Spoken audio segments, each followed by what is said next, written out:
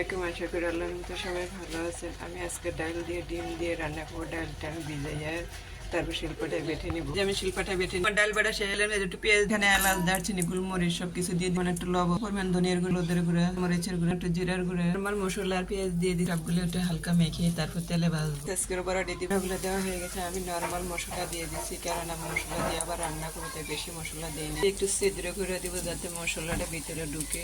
রসুন বাটা দিয়ে দিলাম, একটু আদা বাটা দিয়ে দিই। ডিম দিয়ে আমি ডালের বড়া করে রান্না করবো। আমি সামান্য একটু লবণ দিব আর কিছু দিব। ডিমটা ভেঙে একটু ভাজা মরিচের গুঁড়ো। সবগুলো বড়া ভাজা হয়ে গেছে। আমি তেমন ভাজবো না, হালকা ভাজবো। সবগুলো উঠিয়ে নিব। এখন আমি ডিমটা ভেজে নেব। ভাজা হয়ে গেছে। আমি 4 ভাগ করে অংশখানিও ভাজা হয়ে গেছে। ডিমটা ভাজা হয়ে গেছে। এখন কেটে নিব। আমি কেটে নিলাম। টমেটো, তেল আর পেঁয়াজ দিয়ে দিলাম। চুলাটা দিয়ে দিলাম। চুলাটা কষানো হয়ে গেছে। ডাউলের বড়া আমরা সবগুলো দিয়ে দিলাম। সামান্য পরিমাণে একটু ঝোল দিয়ে ডিমটা এখন দিয়ে দিই। সবগুলো ডিম দেওয়া হয়ে গেছে। আমার তরকারিটা হয়ে গেছে রান্না করা। যেমন ডাল আর ডিমের রান্না করা তরকারিটা কেমন হয়েছে প্লিজ আপনারা লাইক কমেন্ট শেয়ার করবেন, আমার জন্য দোয়া করবেন। আজ এই পর্যন্ত।